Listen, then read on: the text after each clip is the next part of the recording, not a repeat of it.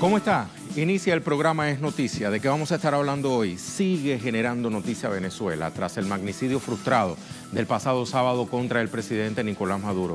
El vicepresidente de Comunicación, también ministro Jorge Rodríguez, presentó hoy avances en la investigación. Hay pruebas que confirman la participación de los opositores Juan Requesens y Julio Borges en el hecho, con respaldo desde el exterior. Vamos a profundizar en breve. También es noticia Colombia. El nuevo gobierno da a conocer parte de lo que será su política exterior. Entre sus decisiones en materia de integración regional está el anuncio hoy de salirse de la Unión de Naciones Suramericanas, UNASUR. ¿Qué implicaciones tiene esta decisión del Ejecutivo de Iván Duque en materia de integración regional? ¿Cómo se perfilan las relaciones entre Colombia y países vecinos como Venezuela, por ejemplo? Lo vamos a ver también en minutos. Y por último, es noticia Palestina. Los gazatíes protagonizaron el Viernes de la Libertad y Vida como parte de las marchas del retorno que realizan desde el pasado marzo, con un saldo de civiles muertos y heridos por la represión del régimen israelí. El hecho ocurre un día después de haberse acordado un cese al fuego entre el movimiento de resistencia islámica Hamas y el Estado sionista. ¿Respetó entonces Israel el cese de las hostilidades? ¿Cuál es el balance de la jornada? Lo vemos en breve. Acompáñenos.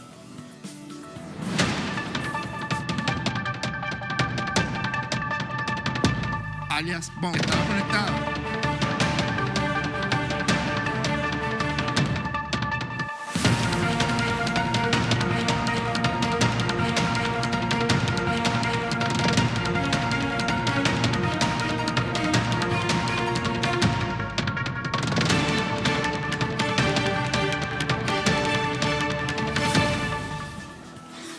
Es noticia Venezuela. El vicepresidente y ministro de Comunicación, Jorge Rodríguez, presentó hoy avances en la investigación tras el magnicidio frustrado contra el presidente Nicolás Maduro el pasado sábado 4 de agosto. Las pruebas confirman la participación de los opositores a Juan Requesens y Julio Borges en el hecho, con respaldo desde el exterior.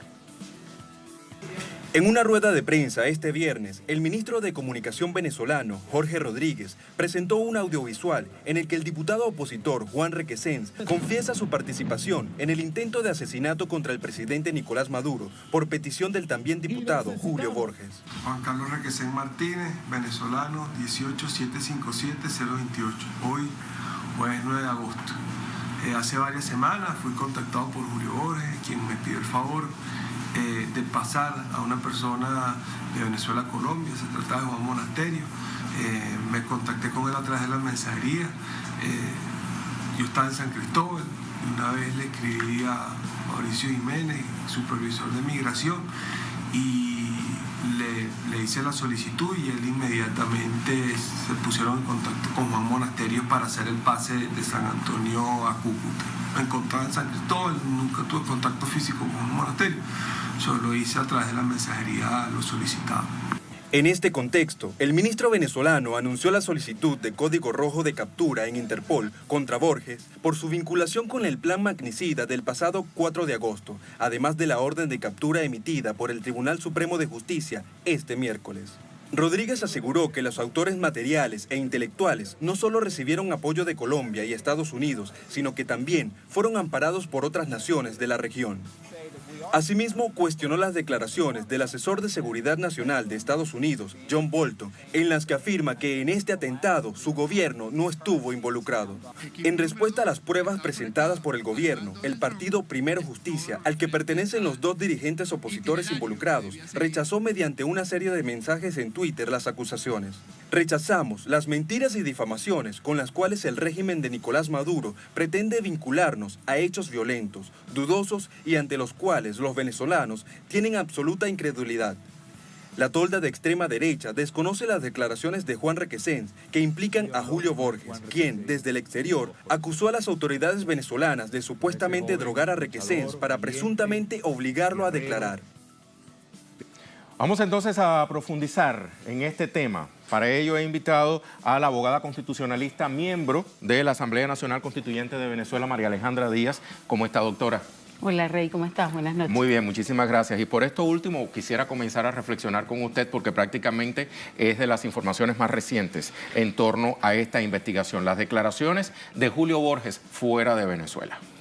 Bueno, los cobardes siempre actúan de esa forma. Nosotros siempre hemos sostenido que Julio Borges es un antinacionalista, porque además nadie en su sano juicio, siendo venezolano, acude a un lobby internacional, envía cartas a bancos, acreedores y no acreedores, para que ahoguen a su propio país, pretendiendo con ello tumbar a un gobierno, pero haciéndole daño entonces a toda la población civil de ese país, incluso aquellos que no comulgan o que no están o que no son afines al gobierno nacional. Y a esas personas también les emitió un llamado que salgan a luchar en estos últimos tiempos de lo que él considera la dictadura de Maduro, pero lo hace desde fuera de Venezuela. Pero además y recibe muchísimas críticas en redes sociales por eso. Pero además lo difunde libremente en un país donde se supone que hay una dictadura. O sea, esa es la cosa más inverosímil que se pueda estar aconteciendo aquí, en cualquier parte del mundo, porque en cualquier otro lugar del mundo actuaría la fuerza de la ley. Colombia está obligada, y hay que recordarlo, por un tratado internacional antiterrorismo firmado en la ONU. Él es firmante, tiene obligaciones internacionales. El Estado colombiano. Sí, señor. Entonces, yo me permito desde acá recordarle que ellos tienen una obligación internacional y que perfectamente Venezuela pudiera intentar una acción en tribunales internacionales por el cumplimiento de esas obligaciones en el marco de ese tratado en materia de terrorismo. ¿Por qué? Porque lo que está haciendo Julio Borges es planificando y además directamente ejecutando actos hostiles contra su propio país, que se supone él es venezolano, pero además planificando un magnicidio que además lo frustraron. Ahora bien, ya fue circulado por las autoridades, fue solicitado por las autoridades venezolanas el código rojo, la activación del código rojo de Interpol contra Julio Borges. Sobre la base de lo que me acaba de decir, Colombia tiene que actuar inmediatamente. Debería. Pero las autoridades colombianas dicen que no han sido notificadas.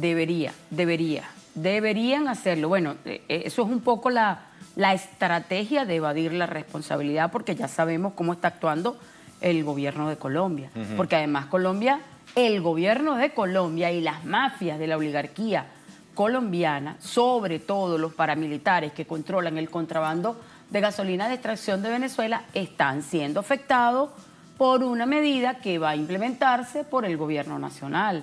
¿Para qué? Para proteger precisamente de esas mafias la extracción de gasolina, de combustible que se utiliza además para la guerra que le tienen a la moneda venezolana, para tratar de ¿qué?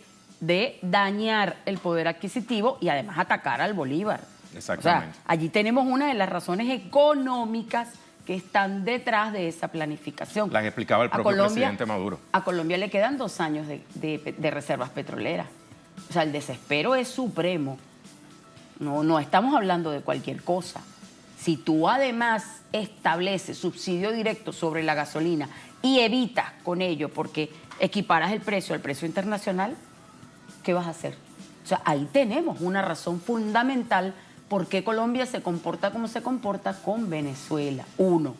Pero además tengo que recordar que los Estados Unidos también están obligados a investigar hechos, acciones, actos de terrorismo que se planifiquen, que se ejecuten de alguna manera en su territorio por una ley de Clinton de noviembre de 1996. Esa ley incluso prevé pena de muerte a los nacionales dentro de los Estados Unidos, porque allá el derecho a la vida no es absoluto. O sea, hay pena de muerte, Exacto. Existe la pena de muerte, a pesar de los tratados internacionales que la niegan, como por ejemplo la Carta de la OEA.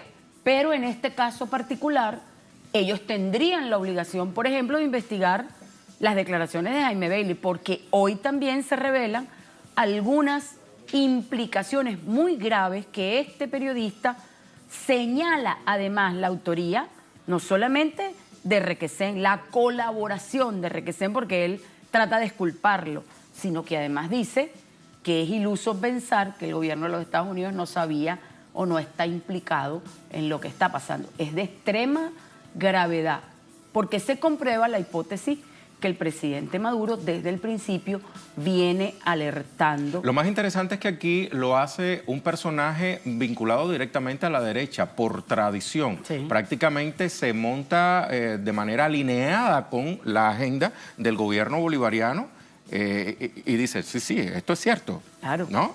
Pero fíjate lo más particular de todo esto. Yo, cuando analizaba un poco la actuación de Julio Borges en estas últimas horas. Por cierto, hablando de Julio Borges, un paréntesis, ¿cuál es su estatus actualmente? Ex diputado de la República, porque la Asamblea Nacional Constituyente, viendo la gravedad, además la flagrancia con la que actuó en un delito de extrema gravedad, simple y llanamente allanó la inmunidad. La inmunidad... ¿Qué implica allanarle la inmunidad a un diputado? Ok, fíjate, la inmunidad es una institución que tutela al parlamentario para que actúe libremente en el marco de sus funciones parlamentarias a la hora que va a investigar un acto o a la hora que va a emitir opinión o a la hora que va a ejercer su libertad de pensamiento, de expresión y de opinión. Él no puede ser perseguido por esa razón. Entonces, la inmunidad te permite desarrollar tu trabajo porque tienes una tutela especial. Lo que no te permite la inmunidad aquí ni en ninguna parte del mundo es que tú fuera de tus funciones o incluso dentro de esas funciones tú cometas delitos. No ¿Ves? es una patente de corso. No es una patente de corso para cometer delitos. Entonces, la interpretación de esa tutela especial no te permite planificar un homicidio o un magnicidio o cualquier otro delito y tú vas a quedar impune porque simple y llanamente tú eres diputado de cualquier país. La inmunidad no es un derecho absoluto, además no es un derecho, como te digo, es una protección especial en el ejercicio de las funciones.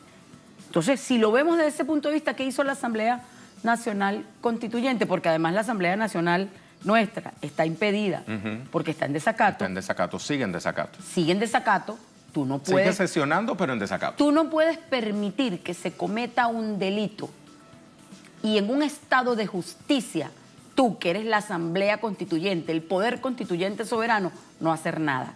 Tú tenías que intervenir, permitir que se continúe con la investigación, porque además los hechos son de altísima gravedad. Entonces, eso fue lo que se hizo. Ese señor ya no es diputado de la Asamblea Nacional porque cometió un delito que se conoce, además, un delito en flagrancia y fue allanada.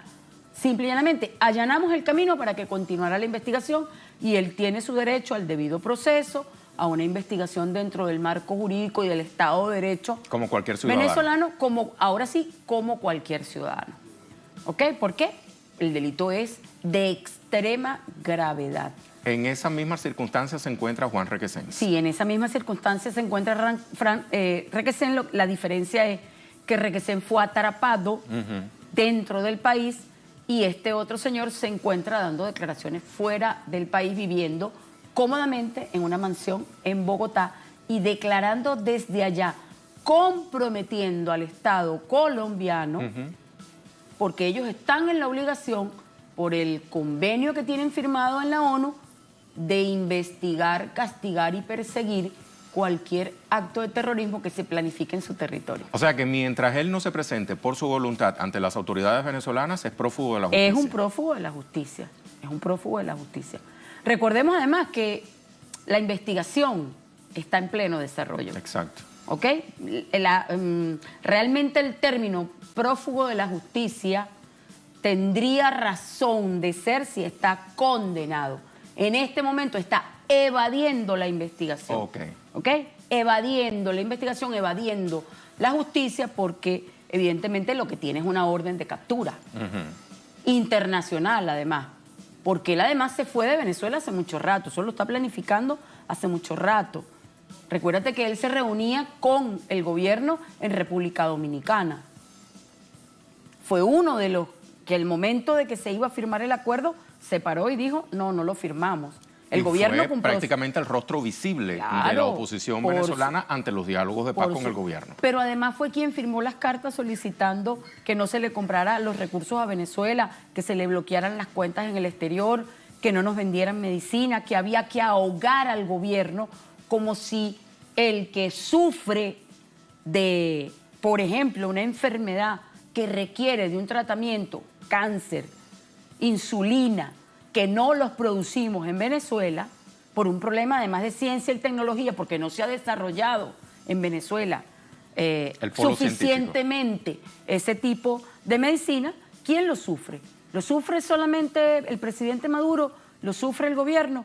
¿Lo sufre el ciudadano común que no consigue la medicina? Porque simple y llanamente tú solicitaste por escrito el bloqueo de cualquier posibilidad para que el gobierno adquiera esas medicinas. Pero además entonces no te conformas con eso, sino que vas a las instancias internacionales y pides una invasión a tu propio país para sacar al gobierno, como si las bombas, Dios nos ampare y nos favorezca, solamente van a atacar a aquellos que son seguidores del gobierno. Es completamente absurdo, resulta antinacional. El señor no se merece ser llamado venezolano.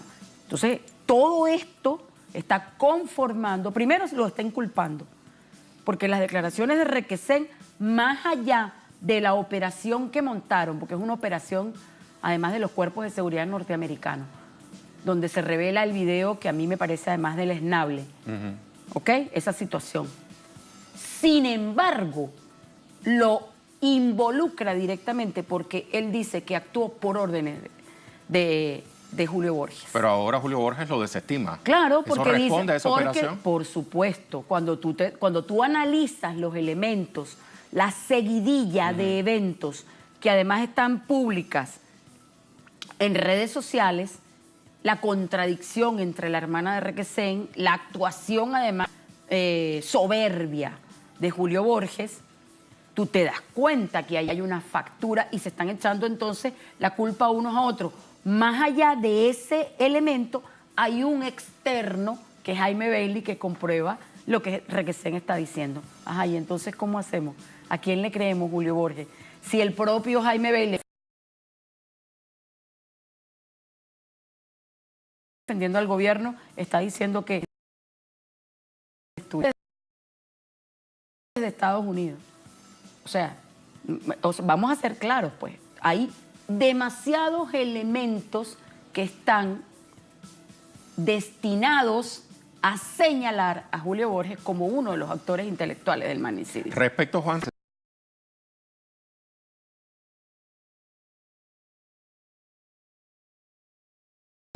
bueno, es un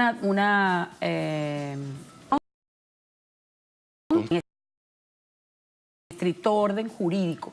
Cómplice porque sin él no se hubiese llegado, por ejemplo, a pasar el otro señor que era quien traía el dron, ¿sabes? Entonces, él actuó como cómplice para facilitar la comisión del hecho punible tipificado. Por eso es un término estrictamente jurídico. Es simple y llanamente eso en términos muy llanos, pues. Muy bien. Sobre la base del avance de estas investigaciones, hemos reflexionado sobre la inmunidad parlamentaria, cuando se le retira. También hemos reflexionado sobre esta terminología jurídica que es muy importante tener en cuenta, justamente a partir del avance de la investigación. Pero ¿considera usted, como jurista que es, que necesita avanzar más esta investigación, independientemente de que sí lo va a hacer por sus cursos naturales, para inculpar a las personas que ya han sido determinadas, ¿no?, desde un principio como presuntos culpables de este magnicidio frustrado? Fíjate, yo lo que creo es que en el marco de un Estado de Derecho y de un Estado de Justicia como es el venezolano, tienen que cumplirse todos los extremos legales para llegar a determinar la culpabilidad o la inocencia. Exacto, pero lo que quiero decir, ¿siguen quedando cabos sueltos? Yo creo que sí. Ajá, como yo por creo ejemplo que sí, porque hay que verificar hasta dónde llega la red de financistas, si este señor que está en Estados Unidos, quiénes eran los socios aquí en Venezuela. Hay mucha tela que cortar. ¿Qué implicaciones pueden tener las agencias de seguridad de los Estados Unidos? Porque siempre decimos, usualmente decimos, no, la CIA. No. Allá hay más de 13 agencias de seguridad, donde está la NSA, donde está la CIA. Hay que investigar, yo creo que hay que profundizar, porque yo no creo que una planificación de tan alta factura, sobre todo porque incluso los drones venían ya predestinados con las coordenadas de dónde se iba a realizar Y además el por el acto. impacto previsto. Desde los Estados Unidos, ¿ok? Y además, si tú analizas desde la geopolítica, sobre todo, Rey, Venezuela juega un papel fundamental en la geopolítica mundial en este momento. Es correcto. Todo lo que pasa en el mundo pasa por Venezuela, porque Venezuela es el mayor reservorio de petróleo del mundo y el sistema capitalista se alimenta de petróleo, esencialmente. Hay que pensar entonces en cómo se están moviendo los bloques de poder en este momento, con una Rusia con un poder militar que Estados Unidos ya no se lo puede discutir, con una China con un poder comercial y mercantil que ya Estados Unidos no se lo puede discutir, y con Estados Unidos con un poder financiero que está tambaleándose y que está desesperado. Cuando tú analizas todos estos elementos y te das cuenta, la guerra financiera, monetaria, económica contra Venezuela, y Venezuela tratando de buscar salidas a través de medidas audaces, una de ellas puede llamarse, una de esas medidas, la monetización de volúmenes de petróleo para respaldar el bolívar soberano. Que fue la idea del presidente Maduro. Que fue la idea del presidente Central de Maduro Venezuela. con el Banco Central de Venezuela. No es cualquier cosa, porque va a ser la única moneda en el mundo que tiene respaldo real. ¿En qué? En petróleo, que es, bueno, lo que mueve al mundo, la energía que mueve al mundo, cualquier cosa. Lo que está pasando aquí, los poderes fácticos, la corporatocracia mundial está desesperada por ponerle la mano a los recursos de Venezuela, no solamente petróleo, oro, gas, estamos hablando de carbón, estamos hablando de coltán, estamos hablando de 16 de los 17, 18 elementos que hay en el mundo de la tabla Descritos periódica. en la tabla periódica de Mendeleev. Sí, sí, así es. Entonces, no es cualquier cosa lo que se está jugando en este país frente a un pueblo que ha resistido, frente a un pueblo que con hidalguía sigue aguantando la arremetida de una página tóxica que ha además intoxicado, valga la redundancia, toda la economía nacional. Han devaluado el bolívar a unos niveles irrisorios y frente a eso tú estás proponiendo una medida para revaluar el bolívar. Eso no es cualquier cosa, porque si esas medidas funcionan, definitivamente tú derrotas el arma más poderosa que tenían contra la revolución bolivariana. Renace la esperanza, renace Venezuela y se demuestra que no van a poder con nosotros. Eso en términos políticos, jurídicos, geopolíticos, pero además espirituales. Exacto. Y humanos, no es cualquier cosa, No Rey. es cualquier cosa. O sea, no nos estamos jugando cualquier cosa en este país. Se está jugando el todo por el todo. Sí. Doctora, muchísimas gracias No, a por ti. estas expresiones para Telesur. Muy amable. Gracias, Gracias Rey. una vez más. Vamos entonces a marcar una pausa en la información, no sin antes recordarle que tenemos más que contarle. Al regreso es Noticia Colombia. El nuevo gobierno da a conocer parte de lo que será su política exterior. Entre sus decisiones en materia de integración regional está el anuncio hoy de salirse de la Unión de Naciones Suramericanas, UNASUR. Los detalles al regreso de la pausa. Siga con nosotros. Esto que acabamos de ver de Venezuela tiene continuidad en el segundo tema.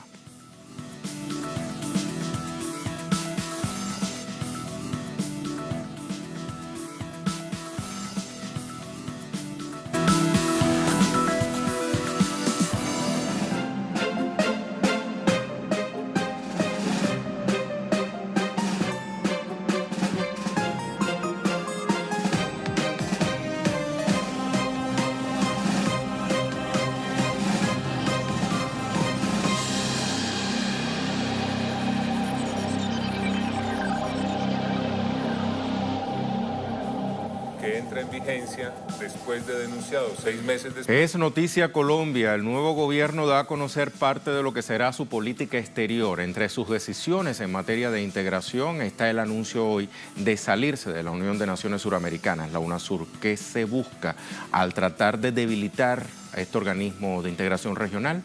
Aquí tenemos los detalles. El anuncio formal que hizo el nuevo Ejecutivo este viernes llega sin sorpresas. En su primera rueda de prensa, el canciller Carlos Olmes Trujillo confirmó la salida de Colombia de la UNASUR, una de las promesas hechas por el presidente Iván Duque durante su campaña. Vamos a retirarnos de UNASUR. Colombia dejará de ser miembro de UNASUR. El canciller catalogó la decisión como irreversible. En relación con la vecina Venezuela, el jefe de la diplomacia colombiana adelantó lo que será parte de su política exterior. Con respecto a Venezuela, en cumplimiento de las obligaciones que tenemos, como firmantes que somos de la Carta Democrática Interamericana, vamos a continuar buscando el fortalecimiento de una gran coalición democrática internacional que actúe en forma coordinada y eficaz con el fin de que el hermano pueblo de Venezuela pueda escoger en procesos libres, transparentes y con plenas garantías el gobierno que desee tener. La decisión de retirarse de la UNASUR, así como los lineamientos con respecto a Venezuela, deja clara la agenda geopolítica del nuevo gobierno, del lado de quienes se oponen al proceso de integración latinoamericano, impulsado por gobiernos progresistas. La salida de Colombia de la UNASUR se suma a los ataques que ha venido recibiendo el organismo en los últimos meses por parte de gobiernos de derecha. La víspera, el diputado argentino del Frente para la Victoria, Alberto Ciampini, denunció en su cuenta de Twitter la intención de remover el monumento de Néstor Kirchner de la sede de la UNASUR en Quito, Ecuador. Nada quieren saber con nuestra integración. Cambiaron UNASUR por Fondo Monetario Internacional, independencia por dependencia, desarrollo por deuda. Buscan quitar el monumento a Kirchner de la misma manera que lo hacen con cada ladrillo sobre los cuales fue edificada la unidad latinoamericana en UNASUR. Entre tanto, los objetivos de la Unión de Naciones Suramericanas, UNASUR, fundada en 2008, está el fortalecimiento del diálogo político entre los Estados miembros que asegure un espacio de concertación para reforzar la integración suramericana y la participación en el escenario internacional. Nos vamos a Bogotá con nuestra compañera Paola Fernández para que nos amplíe esta información. Paola, repercusión de la decisión tomada por el Estado colombiano de retirarse de la UNASUR. Paola. Rey, así es, miren, ya se han presentado varias reacciones respecto a este anuncio que, como bien lo escuchábamos, era uno de los planteamientos que había hecho Iván Duque durante su campaña y que fue anunciado y ratificado el día de hoy por el canciller de Colombia, Carlos Holmes Trujillo. Lo que se ha dicho por diferentes sectores es que esto obedece a los intereses y críticas principalmente del uribismo en Colombia, que textualmente han denominado que este organismo es cómplice del régimen de Maduro, así lo han señalado ellos, y por eso desde mucho antes estaban impulsando la salida de Colombia de la UNASUR. Lo que se ha dicho es que UNASUR ha sido un cómplice silencioso de lo que ocurre en Venezuela, pero por otro lado también están aquellas reacciones que dicen que fue una medida apresurada, que no apoyan esta salida de Colombia, principalmente porque era justamente este organismo el que trabajaba por impulsar la integración económica y social,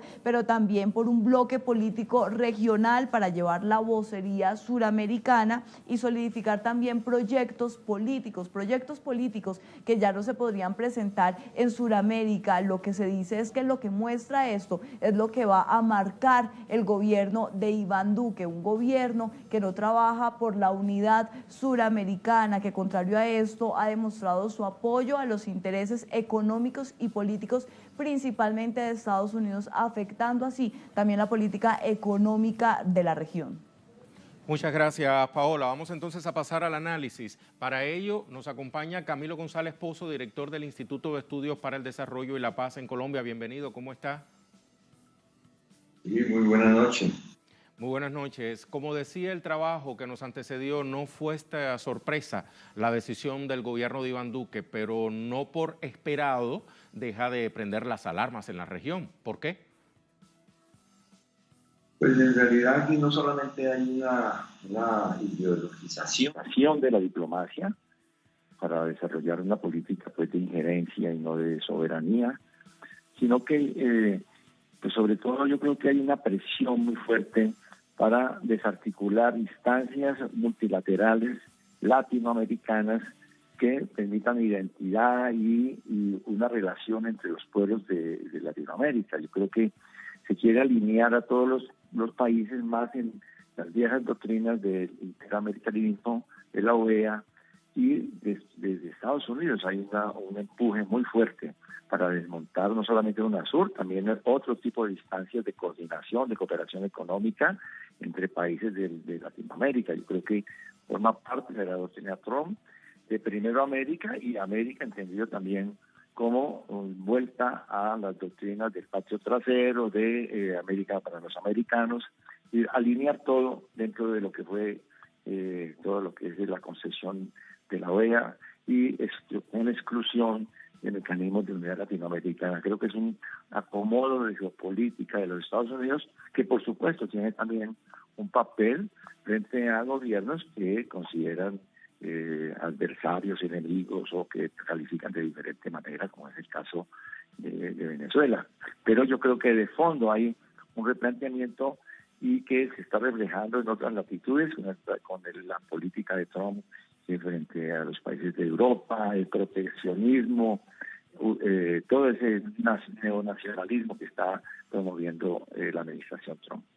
O sea que pudiéramos interpretar esta salida de Colombia de la UNASUR como una necesidad del Estado colombiano para ya sin tapujos ponerse al servicio de Estados Unidos en temas que cuando hablamos de integración latinoamericana como que lo convierte lo pone en una situación comprometedora. Justamente usted se acaba de referir a un tema muy importante, Venezuela, las relaciones Colombia y Venezuela. Al salirse el primero de la UNASUR, ¿cómo podrían ser de ahora en más las relaciones con el vecino país?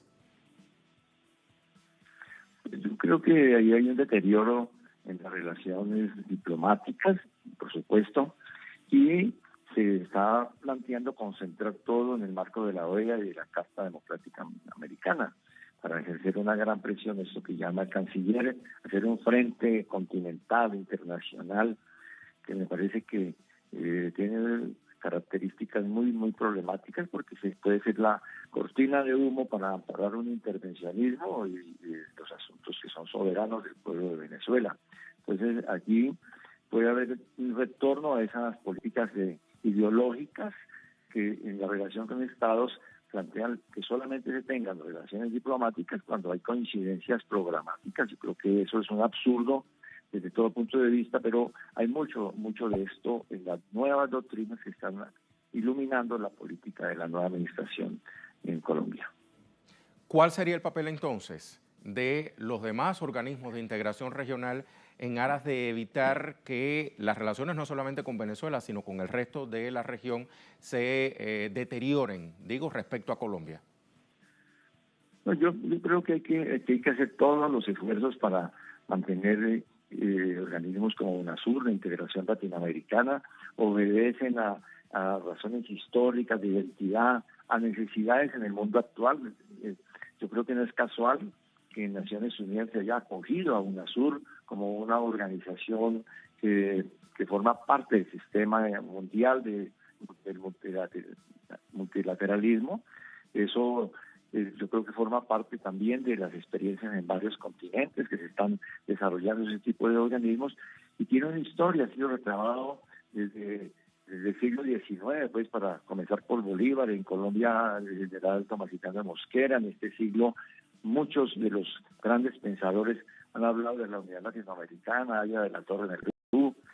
Esto es una corriente que viene de fondo, no tiene que ver con la coyuntura, es un sentimiento latinoamericano, una necesidad, y más aún en estos reacomodos que se están dando en el mundo, donde se está debilitando toda esta hegemonía de los Estados Unidos, se está yendo hacia una situación menos unipolar, y dentro de eso la capacidad de reivindicación de los intereses y de todos de las demandas de los pueblos están muy vinculadas a la existencia de este tipo de organismos. De modo que yo creo que pues es un trabajo difícil, pues ya son 6 países de los 12 de UNASUR que han congelado, han suspendido su presencia en el organismo. Colombia toma la iniciativa ya no de suspensión sino de retiro, es decir, que hay toda una operación para desmantelar UNASUR que es tremendamente perjudicial para los pueblos de América.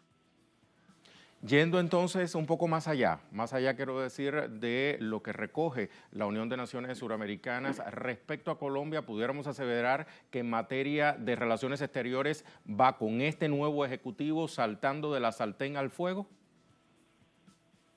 Pues la verdad que sí está dando señales de una política muy alineada con los intereses de Estados Unidos y sobre todo de una iniciativa proactiva de intervencionismo. Yo creo que eso nos puede volver a las tesis de la persecución en caliente o de la territorialidad de la soberanía, es decir, todas las doctrinas que borran los principios esenciales de la convivencia en la comunidad internacional.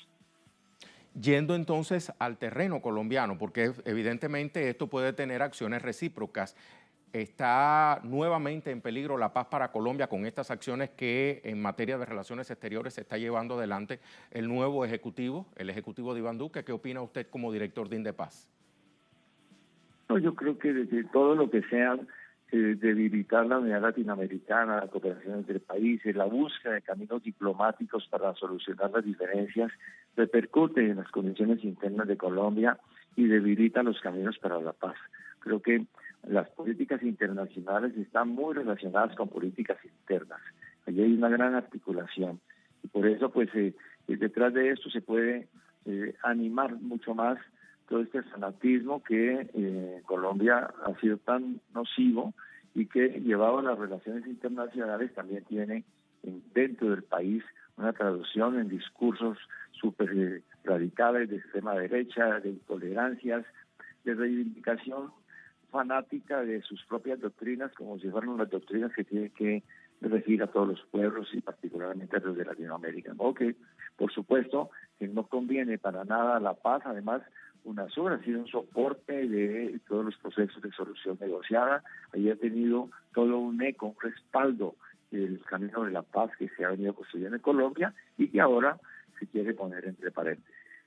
Afortunadamente, los países que aún siguen abogando por la Unión de las Naciones Suramericanas también desean la paz para Colombia. Muchísimas gracias, Camilo, por sus palabras para Telesur una vez más. Bueno, un gran saludo para ustedes. Lo propio. Camilo González Pozo, director del Instituto de Estudios para el Desarrollo y la Paz en Colombia, Indepaz. Otra pausa en la información. Al regreso es noticia palestina, se lo decíamos. Los gazatíes protagonizaron el viernes de Libertad y Vida como parte de las marchas del retorno que realizan desde marzo pasado, con un saldo de civiles muertos y heridos por la represión del régimen israelí. El hecho ocurre, usted lo recordará, un día después de haberse acordado un cese el fuego entre el movimiento de resistencia islámica Hamas y el Estado sionista. ¿Respetó el ejército de Israel el cese de las hostilidades? ¿Cuál es el balance de la jornada? Lo vamos a repasar al volver.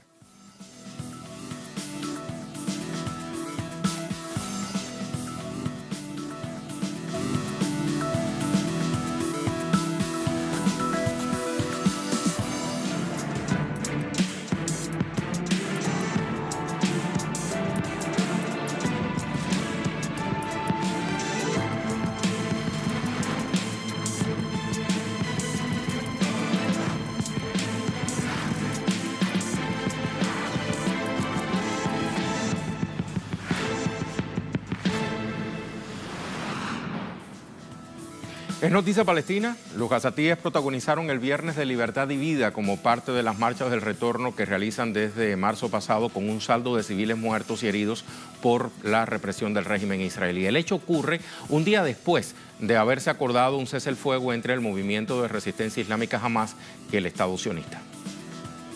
Los palestinos protagonizaron una nueva jornada de movilizaciones en Gaza bajo el lema Viernes de Libertad y la Vida. La 20ª marcha del retorno se dio en medio del continuo asedio de las fuerzas israelíes. Según informes del Ministerio de Salud palestino, al menos 2 personas murieron y otras 70 resultaron heridas este viernes, producto de la represión del ejército sionista. El portavoz del organismo, Ashraf Al-Qedra, indicó que las víctimas murieron por disparos de soldados israelíes en el este de la ciudad de Rafah, en el sur de la franja, mientras asistían a heridos en el área.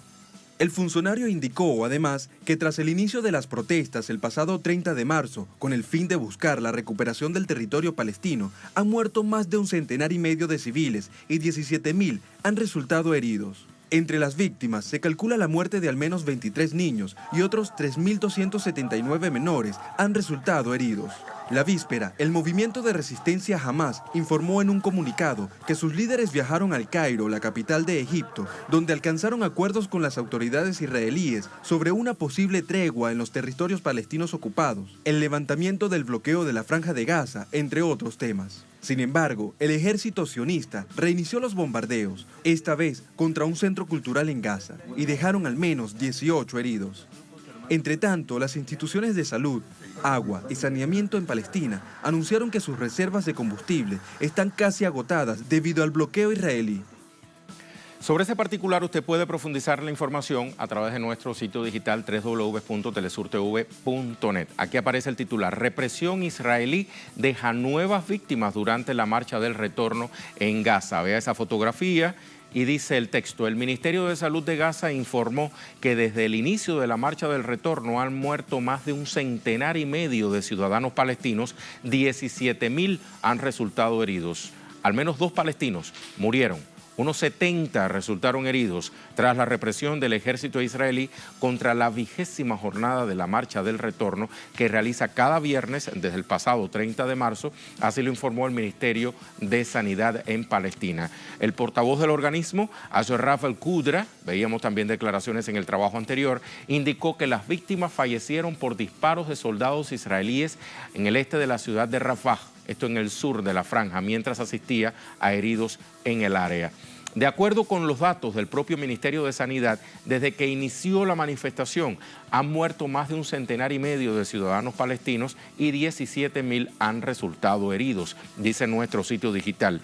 Entre las víctimas fatales que ha arrojado la confrontación entre estas facciones, al menos 23 son niños y 3.279 infantes han resultado heridos según el Ministerio de Salud palestino. Y aquí también resalta una información que nos trae nuestra cuenta en Twitter, nuestra casa matriz, @telesurtv, que dice lo siguiente: Palestina embarazada y su hija mueren tras nuevo ataque israelí en Gaza. Usted puede encontrar la ampliación de esta información en nuestro propio sitio digital. Es una información de la víspera que guarda mucha relación con los disturbios de las últimas horas. Israel ha intensificado este jueves sus ataques aéreos en la Franja de Gaza con la mira puesta en el movimiento de resistencia islámica palestina. Un mínimo de 3 personas han muerto, 12 resultaron heridas tras una nueva serie de bombardeos del ejército israelí en la Franja de Gaza. Dentro de los occisos destacan una embarazada de 23 años y su hija de nombre Bayan Abu Karmash de 18 meses. Y aparecen gráficos incluso que nos ilustran las cifras de estos bombardeos ejecutados por el ejército israelí. De aquí llegamos a una conclusión: ha respetado el Estado sionista ese cese el fuego firmado la víspera con el movimiento de resistencia islámica Hamás. Saque usted sus conclusiones. De esta manera ponemos punto final a la presente edición de Es Noticia. Recuerde, siempre finalizamos con imágenes de otro suceso acaecido durante la jornada que prácticamente finaliza por estas tierras de América. Sucede que con el Día del Basta, trabajadores brasileños exigieron hoy el cese al neoliberalismo. 8 centrales sindicales de ese país se movilizaron este viernes en una jornada de protesta contra las privatizaciones y las políticas neoliberales. Con esas imágenes despedimos por hoy. A usted muchísimas gracias.